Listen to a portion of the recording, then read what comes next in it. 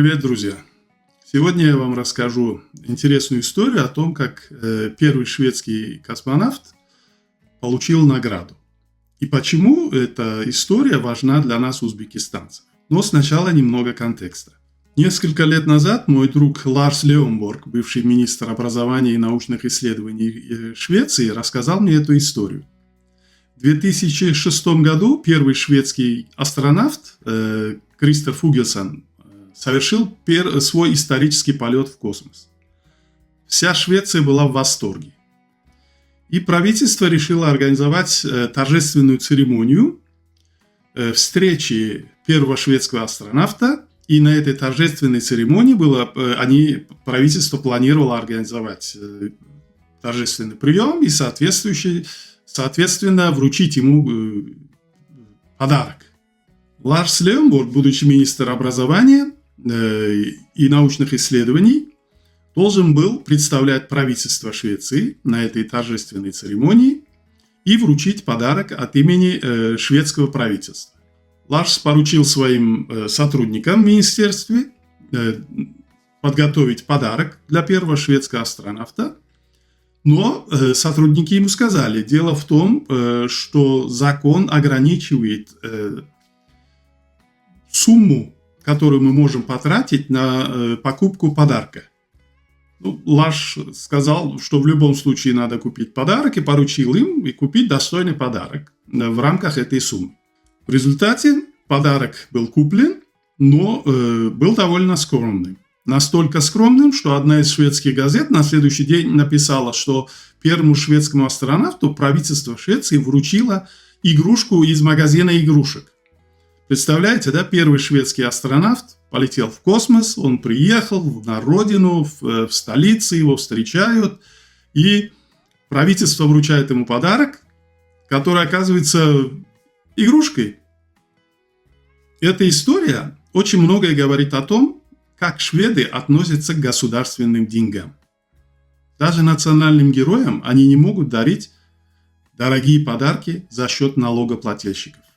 Это также показывает, насколько в Швеции продумана система борьбы с коррупцией и нецелевого расходования государственных бюджетных средств. Теперь давайте сравним это с тем, как у нас в Узбекистане награждают наших героев, олимпийских чемпионов. За золото на Олимпиаде узбекистанские спортсмены получают $200 тысяч. За серебро $100 тысяч. За бронзу $50 тысяч. Теперь давайте посмотрим на экономику этих двух стран. Швеции и Узбекистана. ВВП Швеции составляет $620 миллиардов в год. Население около 10,5 миллиона человек. Средний доход на душу населения составляет 35 тысяч евро в год. А теперь Узбекистан. Наш ВВП составляет около $90 миллиардов. Население Узбекистана 35 миллионов человек. Средняя зарплата у нас в Узбекистане намного ниже, чем в Швеции, и составляет 3-4 миллиона сомов.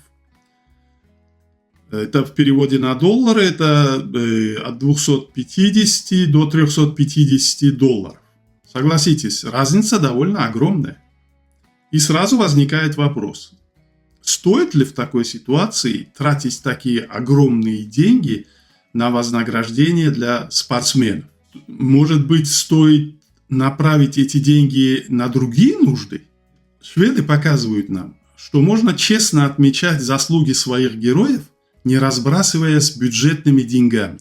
Это не только создает прозрачную систему, но и помогает более разумному расходованию средств.